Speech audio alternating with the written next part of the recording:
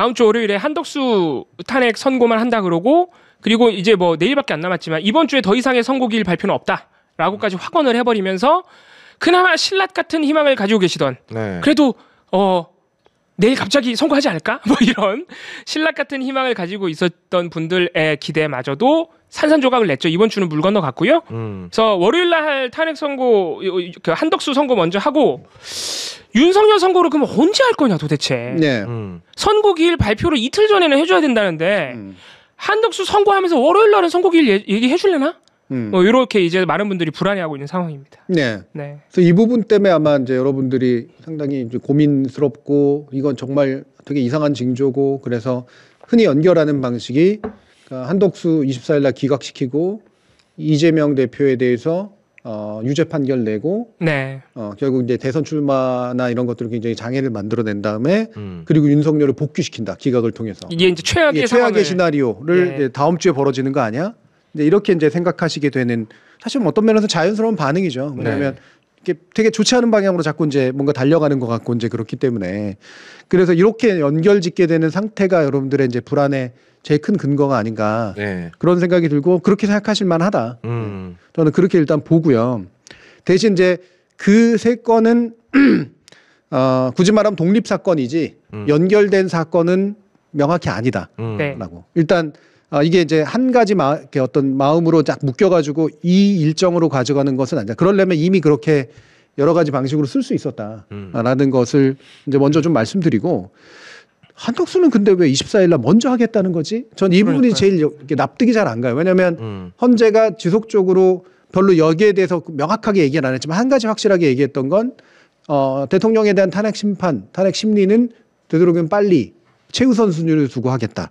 이거였었고 두 번째로 선고기일 접수된 번호에 맞춰서 선거의 순서들을 가져가겠다. 이거는 직접 말하진 않았지만 그렇게 해오고 기본적으로 그렇게 해온 거거든. 근데 그 두 가지에 다 안 맞아. 진짜 다 깼어요. 그게 제일 이제 좀 짜증도 나고 되게 황당하기도 하고 이런 거죠. 그러니까 스스로 밝혀왔던 입장 그리고 스스로 보여왔던 일관성을 갑자기 깼다. 바로 이 부분에서 짜증도 나지만 이제 많은 분들은 최악의 상황까지 자꾸 상상하게 되는. 걱정이 되는 거지. 그래서 그 일관성이 깨졌다는 게 특히 큰 것 같아요. 불안의 이유로 작동하는 것 같아요. 그렇죠. 윤석열 석방이 일단 그거에서 되게 큰 배경적인 심리로 작동했고, 야 사법부가 저 따위로 한다고? 이거였고, 그리고 검찰이 거기에 짝짝꿍해서 움직였다고? 그러니까 도저히 다 이들은 못 믿겠는 거야. 근데 계속해서 늦춰져서 불안하고 있는데 갑자기 딱 들고 나온 게 한덕수를 먼저 하겠다.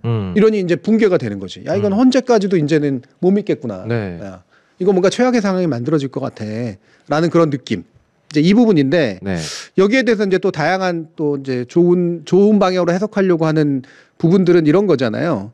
한덕수 총리의 어떤 그 연관된 탄핵 심판하고 연관된 것을 먼저 결정을 내려야 그 자신들 그러니까 헌법재판관들의 임명에 관련된 최산목이 임명한 거니까 그 임명에 있어서의 법리적 문제를 해소하고 갈 수 있다. 그래서 그거를 먼저 딱 결정하고 난 다음에 윤석열 그러니까 그렇게 해서 8인 체제의 완결성을 확인하고 그리고 윤석열에 대한 이제 인용 결정이 됐던 기각 결정이 됐든 내리는 식으로 그렇게 가자 털고 가자라는 식으로 판단을 했을 것이다. 그래서 나쁘게 볼 필요는 없다. 이렇게 또 이제 생각하시는 분들도 있어요. 이 부분 어떻게 생각해요? 나쁘게 보이는데. 나는 아주 기분이 나빠요. 저도 사실 기분이 엄청 나쁜데. 아니 한덕수 선고를 먼저 하는 것이 과연 그리고 한덕수의 파면 여부가 탄핵 여부가 그 두 명의 새로 임명된 재판관들의 그 임명의 정당성에 영향을 미치나? 이미 임명이 됐는데? 그러니까. 그런 고려를 했다 그러면은 이거는 돌다리를 두들겨 보는 게 아니라 쓸데없이 괜히 과한 걱정을 하고 있다고 생각이 듭니다. 그러니까 지금 헌재가 유례 없이 강한 왜냐하면 지금까지 박근혜 탄핵 때도 그렇고 일단 판결이 나오면 받아들이겠다라는 분위기가 있었단 말이죠. 물론 집회 박근혜 때도 많이 했습니다. 근데 지금 같진 않았어요. 그래서 헌재가 이 부분에 대해서 더 신경을 쓰고 있는 것 같기는 해요. 여기까지는 그냥 사실인 것 같아요. 신경을 더 쓰지 않을 수가 없다. 근데 저는 우리 그 헌법 재판관님들 한 명 한 명 뭐 훌륭하신 분들이라는 건 뭐 이론의 여지가 없겠습니다만 이런 부분에 대한 반응이 좀 잘못 나온 거라고 생각해요. 교수님 말씀하신 대로 우리가 8명이서 판결을 내린 거 가지고 나는 나중에 애들이 분명히 시비를 걸 것 같은 거야. 그래서 한덕수 판결을 먼저 해서 자 봐. 우리 8명이서 판결할 수밖에 없는 상황이었잖아. 를 완벽하게 이해시킨 다음에 윤석열 탄핵에 대한 결정을 하겠다라고 한다면 저는 속은 터져도 이해는 가요. 왜 그랬는지. 다만 속이 터지는 게 포인트네. 그렇죠. 속이 터지는. 네. 근데 이분들이 만약에 그렇다고 한다라면 지금 이 탄핵 판결이 미뤄지고 있는 것 때문에 지금 우리가 얼마나 많은 유무형의 손해를 보고 있는가는 그럼 감안을 안 하고 있나? 이 생각이 들어요. 저는 근본적으로 만약에 헌재가 그런 생각을 했다면 전 되게 비헌재적인 생각이라고 생각을 하고요. 네. 왜냐하면 법 논리성으로는 말이 안 되는 게 한덕수에 대한 탄핵 소추가 국회에서 가결되는 순간 예. 그의 권한대행 권한은 정지가 되는 거란 말이에요. 예. 그리고 최상목이 그래서 차순위로 권한대행을 수행하는 거고 그 권한대행이 임명한 것에 법리적 문제가 없어. 네. 끝난 문제예요. 이거는 끝난 문제야. 네. 이건 뭐 나중에 해명이 해줄 수 있겠지만 그 결정을 통해서 그렇다고 해가지고 이거를 그 한덕수에 대한 어떤 뭔가를 결정을 해줘야 이게 나머지가 정당화되는 게 아니거든. 이 논리상으로는. 네. 두 번째로 건다거나 이제 신경 쓰는 게 아마 그런 부분인 것 같은데 네. 한덕수에 대한 이 사람은 총리로서 탄핵되는 게 아니라 대통령 권한대로서 탄핵되는 거니까 탄핵소추 가결 인원이 역시 마찬가지로 대통령과 똑같이 200명이 돼야 돼. 라고 얘기하는 그 부분이 있잖아요. 이게 좀 더 문제가 될 수 있긴 해요. 예. 근데 그 부분에 대한 판단을 이제 헌재가 내려줘야 되는 측면도 좀 있는 거고. 네. 그런데 그것도 역시 또한 마찬가지거든. 만약에 그랬다면 이제 원인 무효의 형태가 돼버리는 거라서. 근데 탄핵소추가 가결돼서 직무가 정지가 된 순간 네. 권한대행의 여러 가지 절차들은 그대로 집행이 되는 거거든. 그렇지 않으면 그 최상목이 했던 모든 일들이 다 뭐 원인 무효가 되면서 네.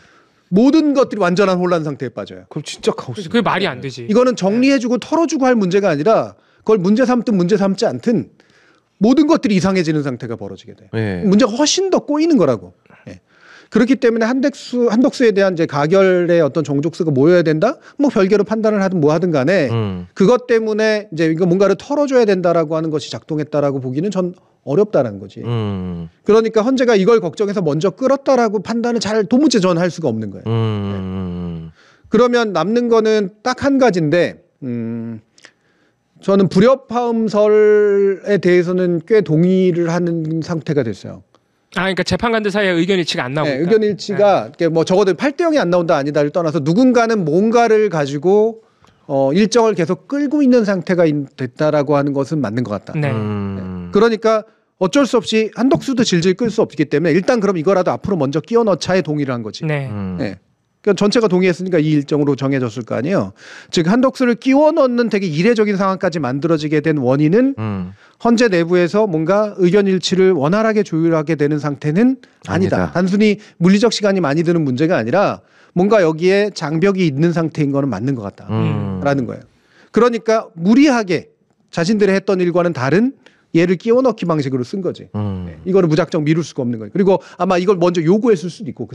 네. 그렇다면 이거를 받아주는 형식으로 해가지고 일단 진행은 시키자라고 갔을 가능성이 대단히 높다는 거예요. 예. 그렇게 되면은 결국은 지금 헌재의 그 윤석열 탄핵에 대한 인용 결정에 있어서 아주 원활한 만장일치의 그런 식의 문제와 나머지 기술적인 어떤 정리는 아니라 예를 들면 그게 7대1이 됐건 아니면 그걸 빌미로 뭔가 계속해서 일자를 끌고자 하는 어떤 재판관이 있건 간에 그런 식의 어떤 것이 작동하고 있다라고까지는 판단이 돼요. 그러니까 저는 그게 유일한 가능성이거든요. 네. 제가 볼 때는 한덕수를 밀어넣게 된 이유가 그거 말고는 나머지는 잘 설명이 잘 안 돼. 제가 볼 땐.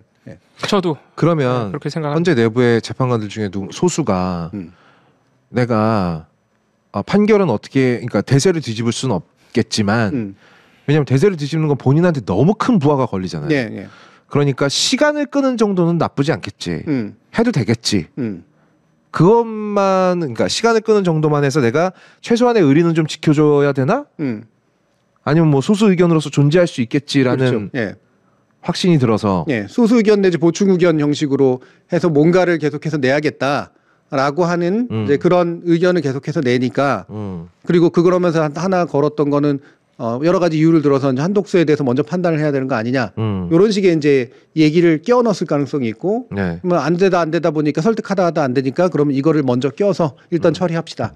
쪽으로 가서 공지가 났을 가능성이 저는 높다라고 판단을 하는 거예요. 그러면은 그 반대급부로는 뭘까요? 한덕수를 먼저 판결하기로 한 건 어찌됐건 지금까지 헌재 입장을 뒤집는 거잖아요. 그러면은 누군가가 뭐 고집을 부렸건 반대 의견을 냈건 간에 한덕수를 먼저 합시다. 그럼 나머지 헌재 재판관들이 오케이를 했다는 얘기잖아요. 네. 그 오케이를 왜 해줬을까? 하게 된 이유는 한 두 가지 정도가 있는데 예. 그게 헌재 법리상 헌재가 판단하게 될 법리상 아까 제가 얘기했던 이유처럼 별로 합당한 이유도 아니고 그걸 턴다해서 털리는 것도 아니고 네. 털어줄 필요도 없다라고 보는 게 다수의 의견일 텐데 네.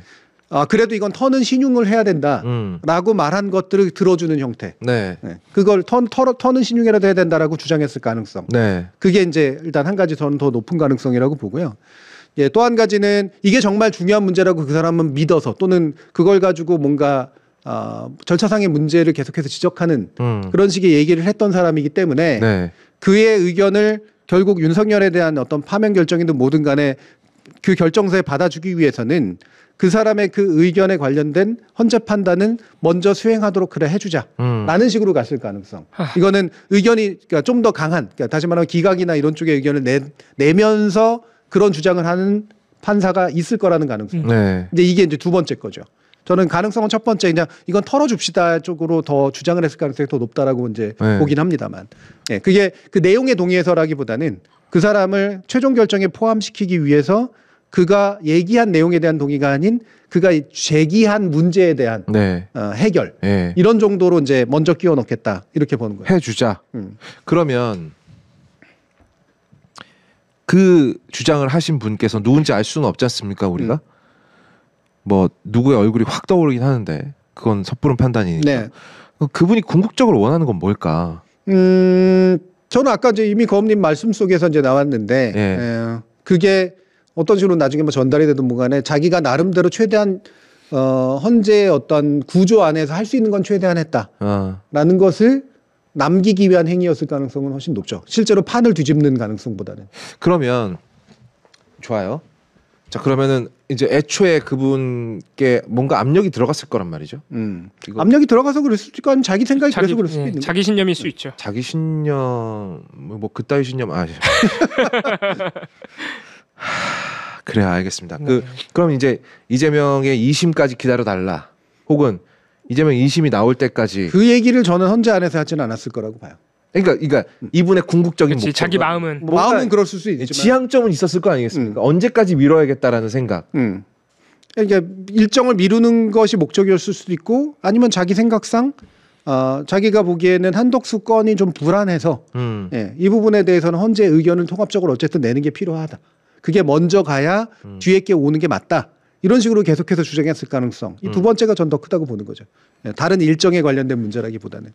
근데 재판관 중 일부가 그렇게 소위 말하는 깽판을 치고 있다는 건데 소수가 직접적으로 얘기를 하네요.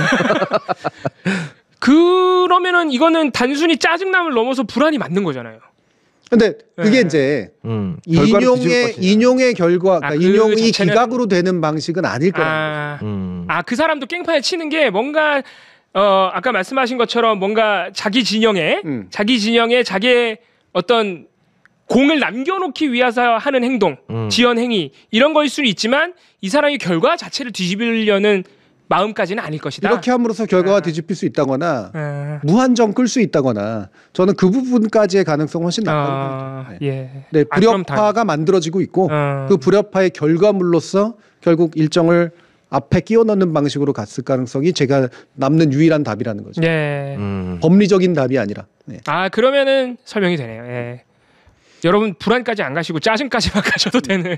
아니 근데 이게 참 이해할 수가 없는 게 그럼 이제 얘기를 조금만 더 뭐 우리 방송 시간 좀 늘어나겠지만 그러면 그렇게 함으로써 얻을 수 있는 건 뭡니까? 그러니까 그 헌법재판관은 내가 요 정도는 했다. 정도를 얻자고 지금 겨우 그걸 얻자고 지금 이렇게 하고 있는 거예요?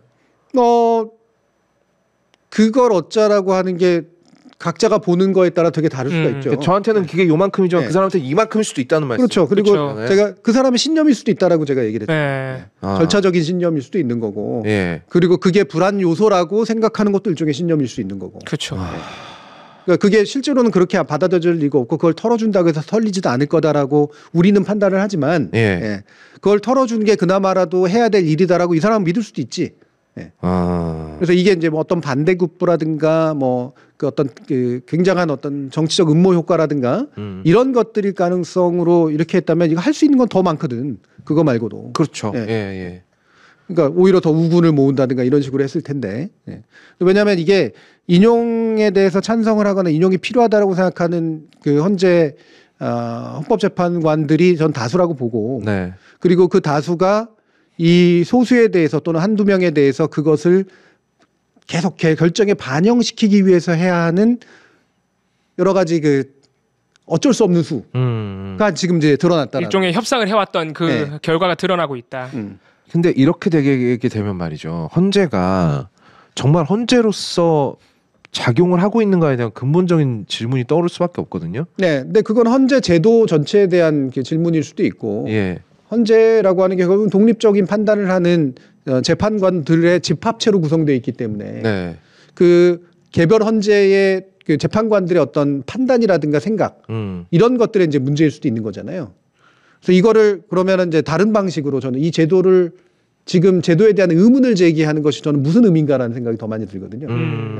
그게 현재 상황에서 어떤 의미가 있지? 나중에 이제 예를 들면 이거를 통해서 드러나고 있는 제도적 허점이라든가 이런 것들을 개헌 등을 통해서 메울 생각이 있다면 이제 그거는 뭐 그건 유효한 생각이긴 한데 그 논의가 먼저 나올 이유는 전 별로 없는 것 같아요.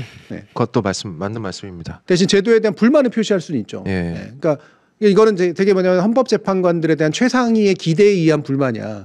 당신들이 그래도 이렇게 막중한 책무를 가지고 있는 사람이면 우리나라를 최대한 빨리 국정을 정상화시키기 위해서 당신들은 최대한 빨리 인용 결정을 내려줘야 되는 거 아니야? 라는 기대에 의해서 생긴 실망이거든.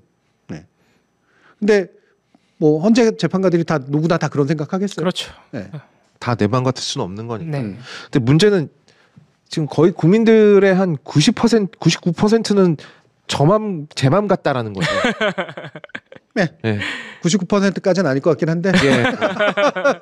근데 뭐 여론조사 보면 65 사람 몇 명 안 상기는 하니까. 67.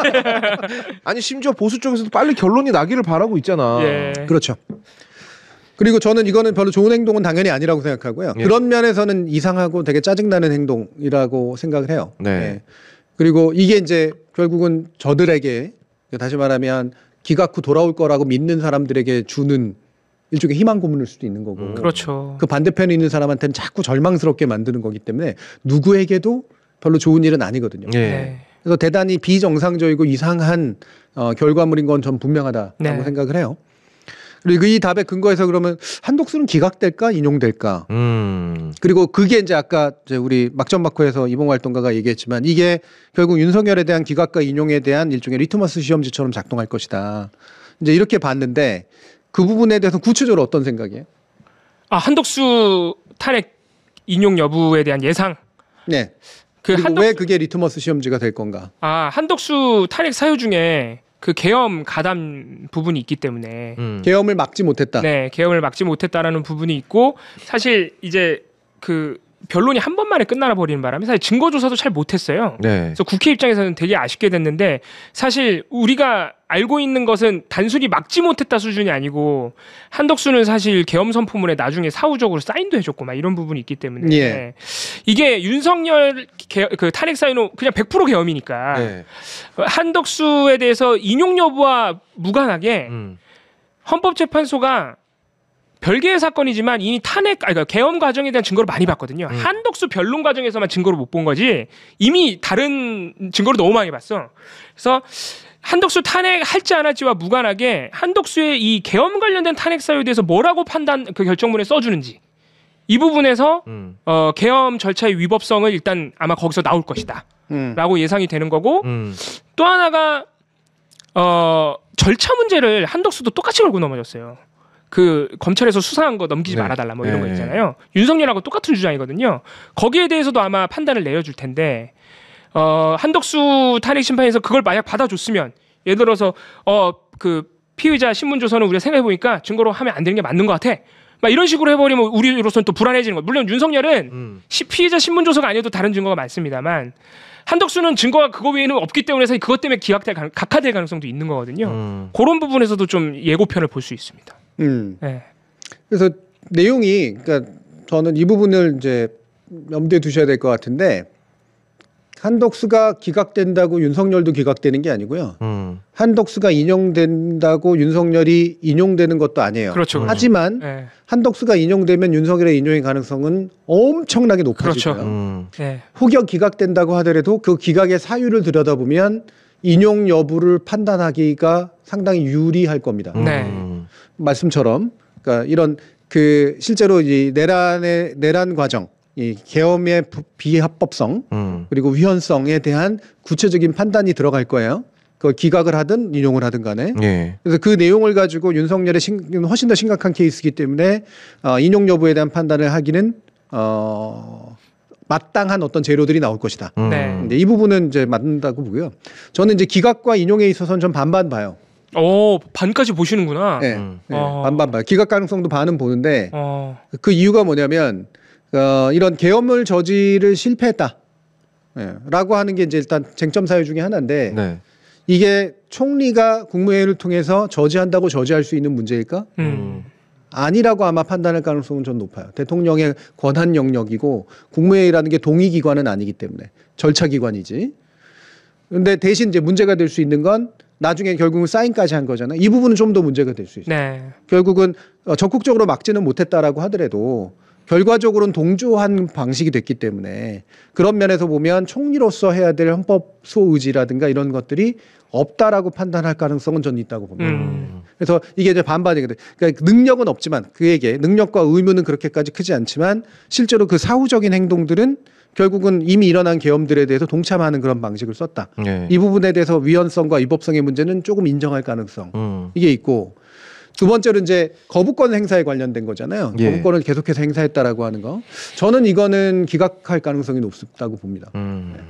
불행히도. 예. 예. 헌재가 좀 적극적인 판단을 전 내려줬으면 좋겠다. 이런 식으로 계속해서 국회가 결정한 부분들을 마냥 기각하고 거부권을 쓰는 것은 헌법적 관점에서 그렇게 올바르지 않다라는 네. 식의 얘기를 적극적으로 해줬으면 좋겠는데 하든 안 하든 간에 결과적으로는 그러나 그거는 고유 권한이다. 헌법이 부여하고 있는 대통령의 권한을 대행하는 자의 권한일 수도 있다라고 하는 식으로 판단을 해서 그 우려는 표명할 수 있으나 이거를 가지고 탄핵 사유라고 보지는 않을 가능성이 높다. 그 다음에가 이제 그 헌법재판관에 대한 임명을 안 하고 저지했던 거 있죠. 네. 이게 제일 큰 문제죠. 예. 이건 이미 판단이 나왔기 때문에. 위헌이라고 판단을 해버렸어. 네. 그래서 이 부분은 저는 한 70 정도는 위헌성과 위법성이 높다라고 볼 것 같고, 이제 위헌적이고 위법적인 행동이긴 한데 중대성 측면에서는 이게 이제 여러 번 반복한 거로 봐야 되느냐, 네. 아니면 한 번 정도 그냥 수행한 거로 봐야 되느냐, 이런 거에 따라서 중대성에 대해서 되게 애매한 판단이 나올 가능성이 높아요. 네. 그래서 제일 중요한 건 결국 헌법재판관 임명을 계속해서 지연했던 부분에서 위헌성은 인정하되 중대성을 그렇게 높게 잡지 않거나 또는 높게 잡거나 높게 잡으면 인용이 되는 거고 네네. 높게 잡지 않으면 인용이 안 되는 거죠. 그리고 거부권 문제는 그렇게 크게 작동하지 않을 것 같고 그 계엄에 대해서 결국 결과적으로 동참한 것이 아니냐라는 부분에 대해서는 인용보다는 기각 가능성이 좀 더 높긴 하나 네. 전반적으로 보면 그래서 인용과 기각이 반반 정도의 가능성을 가지는 그런 상태라고 생각을 해요. 네. 네. 근데 이거 그리고 그렇기 때문에 혹여라도 기각이 나오더라도 야 이러니까 이제 윤석열이 기각되는 거구나 이렇게 생각할 필요는 없다는 거죠.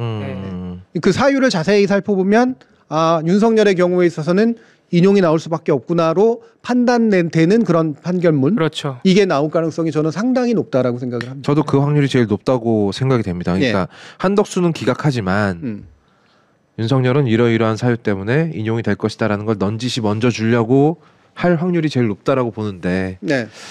답답하네요. 네. 네. 네. 한덕수 탄핵 사유 중에서 계엄은 오히려 되게 극히 일부예요. 네. 네. 그리고 심지어는 윤석열처럼 계엄을 주도한 사람이 아니라 그 절차적 문제에만 개입된 사람이라 네. 우리는 한덕수 탄핵이 기각이 되더라도 그 계엄의 아주 일부 사무에 가담한 한덕수의 그 행위에 대해서도 어떻게 판단했는지 그걸 보면 됩니다. 그 절차를 위법이라고 할 가능성이 근데 되게 높아요. 그렇죠. 네. 절차적으로 이거 위법이 맞는데 사실 한덕수의 행위는 그 안에서 되게 n분의 1이야 이렇게 판단해줄 가능성이 높거든요. 예. 근데 거기서 위법이라고 하는 순간 윤석열의 탄핵 가능성은 오히려 더 훨씬 높아지는. 예. 그렇게 보시면 되겠습니다. 그래서 그거를 저는 헌재가 의도했다까지는 아니지만 받았던 이유 중에 하나, 그러니까 다수의 아마 재판관들이 결국 받아서 먼저 하기로 결정했던 이유 중에 하나는 이미 준비된 그리고 확립된 법리나 결정에 대해서는 먼저 보여주는 것도 나쁘진 않다라고 생각했을 가능성은 전 있다고 봐요. 그게 도움이 된다 안 된다가 아니라. 예. 그래서 대단히 고통스럽고 괴롭고 이상한 일이지만 월요일에 이제 한덕수에 대해서 나오는 그 결정 결과에 대해서 그거를 들여다봄으로써 네. 나머지 일정에 대해서 우리는 판단할 수 있고, 그리고 저는 이 자체가 95%는 불행하지만 5%의 그나마 긍정적인 면이 있는 건 네. 이제는 윤석열에 대한 탄핵 선고를 안 내릴 수 없는 상태까지 왔다는 거예요. 그렇죠. 한덕수 선고를 함으로써 정말 마지막 단계라고 하는 것 이상의 문제는 아니라는 거죠. 이걸 가지고 한덕수 해놓고 또 다시 엄청 끌고 이럴 수 없어요. 네. 이제 그거 거기 중간에까지 끼워 넣는데. 예를 들어서 지금 정말 나쁘게 보시는 분들은 이거 문영배, 이미선 두 사람 퇴임할 때까지 시간 끄는 거다. 네. 그러니까 우리가 예상한 것보다 훨씬 최악으로 생각하시는 거죠. 지금 극소수 막 한두 명이 아니라 막 한 3-4명이 지금 소위 말해서 깽판을 치고 있고 이 사람들 때문에 4월까지 막 이렇게 시간을 끄는 거다 이렇게 보시는 분들이 있는데 오히려 한덕수 선고를 끼워 넣었다는 것은 오히려 그런 최악의 상황이 아니라는 걸 보여준다는 거죠. 저는 흔히 생각하는 이재명 대표에 대한 재판에 영향을 미치려고 하거나 눈치를 보고 그 뒤에 하려고 한다라고 하는 거는 가능성은 매우 낮은 헌법재판소에 근무하는 재판관들의 여러 가지 성향상, 프라이드상 그거는 그다지 큰 문제는 아니라고 보고요. 그리고 심지어 더 예를 들면 두 사람의 이제 재판관이 퇴임하는 날까지 최대한 끌어보겠다. 불가능하지 않을까요? 그거는 진짜 불가능해요. 그건 말 그대로 아까 거업님이 얘기해서 헌재 존재 의미를 거절한 거기 때문에 그건 눈에 너무 뻔히 보이는 거잖아. 스스로 부정하는 거. 이 사람들이 퇴임하게 되는 상황까지 일부러 안 내려? 그랬다는 얘기는 그건 헌재 존재 의미가 없어지는 일이에요. 그래서 그 정도까지 가는 결정을 한다. 그러면 실망이고 나발이고 떠나서 그건 그때가 나중에 개헌을 없애버리면 돼. 문제는 그 존재 의미가 없는 거야. 그래서 그것까지 갈 이유는 저는 없다라고 보고요. 그리고 8인의 총의를 모아서 그 지금 최상목의 그 헌재 재판관 임명 보류의 문제에 있어서 명백히 위헌이라고 판단한 게 제일 중요한 선례거든요. 네, 맞습니다. 이 부분은 헌재 자체를 제도적으로 보존하겠다라고 하는 강력한 의지의 표현이기 때문에 저는 그 두 가지 문제, 이재명 대표 재판에 관련된 거라든가 다른 문제에 있어서는 헌재가 그렇게 생각해서 움직이진 않는다. 그래서 저는 이게 최종 단계에 와 있는 거고 억지로 끼워진 한덕수 다음으로 윤석열에 대한 이제 인용 결과에 대한 발표로 이제 수순으로 이어지게 되는 선로는 전 놓였다라고 생각을 해요. 자, 이제 막바지입니다. 이제 우리의 기다림도 이제 막바지에 접어들었다는 얘기고 사실 이렇게까지 오래 기다리게 될 거라고 생각 안 했죠. 누구도 그렇게 생각 안 했습니다. 저는 솔직히 이번 주 해시 TV는 막 축제 분위기로 갈 줄 알았어요. 그러니까 기분 좋게 만날 줄 알았어. 근데 다음 주도 지금 이게 확실하게 확언을 못하는 상황 아니겠습니까? 그러니까 이제 무슨 일이 벌어질지 모르겠어요. 다음 주 목요일이잖아요. 왜냐하면 금요일일 수도 있거든 선고가. 그리고 이게 약간 월요일에 이제 한덕수 이게 선고를 하겠다는 거잖아. 그러면 왠지 나는 그 주 금요일을 이제 윤석열의 선고기일로 잡을 확률이 제일 높다라고 생각이 되거든요. 합리적으로 판단하면 그게 제일 가능성이 높아요. 근데 교수님 신경안정제가 그 유시민 작가 신경안정제랑 맛이 많이 다르네. 좀 더 차가워. 이거 약간 법전 같아. 법전 신경안정제야. 유시민 작가는 들어보신 방송 보신 분들은 알겠지만, 세상에 사람들이 사는 곳에서 무슨 일이 벌어질지 몰라. 약간 이런 식이거든요. 신경안정제가. 근데 확실히 이쪽이 좀 더 구체적이긴 하네요. 어려워. 신경안정제를 연구해서 먹어야 돼. 뭘 연구까지? 요것은 타이레놀이구만 이러면서. 그 정도로 떠먹여줬으면 됐지. 아니 이제 그 말씀이 제일 위로가 되네요. 이제 헌재도 선고 안 할 수 없다. 그러니까 적어도 뭐 2명의 재판관의 임기가 다 할 때까지 버틴다 이런 말도 안 된다 이거는. 제가 이제 이런 식으로 얘기하는 이유는 이거는 제 성향 때문에 그런데 저는 막연한 말로는 안정이 안 되는 사람이거든요. 네. 아 스스로가 안정이 안 되시는 거예요. 막연한 말로는 제 스스로가 납득이 안 돼서 그렇지. 대충 뭉치는 말을 하면 저는 얼굴이 찌그러질 거예요 아마.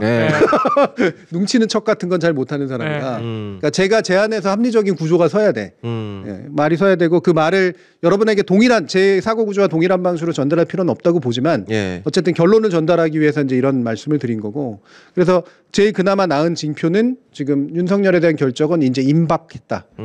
더 이상은 헌재가 이걸 어떻게 할 수는 없다라고 이제 보고, 그리고 냉정하게 볼 수 있는 건 헌재가 우리가 생각하는 것만큼 아마 우려했던 것만큼 내부에서는 불협화음이 있을 것이다. 근데 그거를 인정한다고 했을 때 그거는 결과적으로 한덕수 건을 받아주는 것으로 해소할 수밖에 없다라고 봤을 거기 때문에 결과적으로는 그 이후의 절차들은 한덕수에 대한 기곡이나 인용과는 별개로 그 내용을 보면 윤석열에 대한 인용의 가능성에 대해서 우리는 충분히 판단할 수 있을 것이다. 이렇게 정리를 하는 거죠. 그럼 다음 주 한덕수 판결문이 나오면 교수님께서 저희 이제 해시TV 채널을 통해서 분석을 해주실 거 아니겠어요? 네, 그렇죠. 네. 제발 나는 그리고 솔직히 헌재가 이런 얘기 안 했으면 좋겠어요. 잘못은 했는데 파면될 정도는 아니다. 늘 그랬는데. 잘못했으면 파면을 시켜야죠. 그게 막 정말 결과에 아무런 영향도 미치지 않은 잘못이라면 모르겠는데 결국 그 문제로 지금 탄핵까지 당했다라면 잘못이 인정되면 탄핵을 시켜야 될 거 아닙니까? 왜 탄핵죄 정도까지는 아니야? 이런 얘기는 왜 하는 거예요? 그 부분은 두 가지 이유가 있는데, 하나는 애초에 사법체계라고 하는 게 법을 어겼다고 해서 법을 어긴 거로 바로 처벌하진 않는다고. 네. 법을 어긴 것의 중대성의 문제를 언제나 판단. 왜냐하면 그게 형량의 문제라 해서 그래요. 형량. 양형이라고 이제 보통 표현하는데, 네. 근데 일반적인 형사재편은 양형이라고 하는 것에 범위가 있잖아. 벌금을 주던 징역을 징역도 몇 년을 할까 이게 자신들이 판단할 수 있는 레인지가 있는 거야. 근데 헌법재판소의 파면 결정은 파면이 아니냐면 뿐이 없거든. 그렇지. 형량이라는 게 없어. 그러니까 이 양형을 할 때 결국 머릿속에 고민을 할 때 결국 이 되게 중대한 디지털 0-1로 판단을 내려야 되니까 이거 중간에 억지로 해가지고 중간에 몇 개를 더 넣은 거야. 중대성이라는 관점에서. 근데 그게 바로 두 번째 이유인데, 노무현 대통령에 대한 파면 그러니까 인용 기각 결정에서 그거를 만들어낸 거거든. 그러니까 이게 왜냐하면 눈에 보기에도 위법성이 없다고 볼 수 없으니까. 그 발언 자체는 위법적이니까. 하지만 그 위법이 의지를 가지고 반복적으로 행해져서 정말 심각하게 헌법소 의지를 의심할 만큼이 아니다라는 이유로 위법도 인정한 채 기각 결정까지 내릴 수 있었던 거거든. 이거에 기속되는 거야 지금의 이제 헌법재판소의 판단들은. 그리고 이것이 일반 고위공직자에겐 더 강하게 기속이 되는 거지. 그러니까 계속해서 중대 위법은 있으나 중대하지 않다, 이제 이 판단으로 계속 가는 거죠. 박근혜는 명확하게 그게 중대하다라고 본 거죠. 그렇죠. 그래서 이 두 가지 결정, 기속된 결정 사이에서 윤석열에 대한 결정이 내릴 수밖에 없는데, 이게 정확히 기속된다면 윤석열은 박근혜보다 더하기 때문에 인용 결정이 안 날 수 없다. 이건 너무나 명확해요. 알겠습니다. 뭐 좀 기다리는 게 뭐 일이겠습니까? 인용만 된다면요. 그래요. 일주일 더 기다리는 거 여러분 이제 한 달 기다렸는데 뭐. 일주일 눈 깜짝할 사이에요.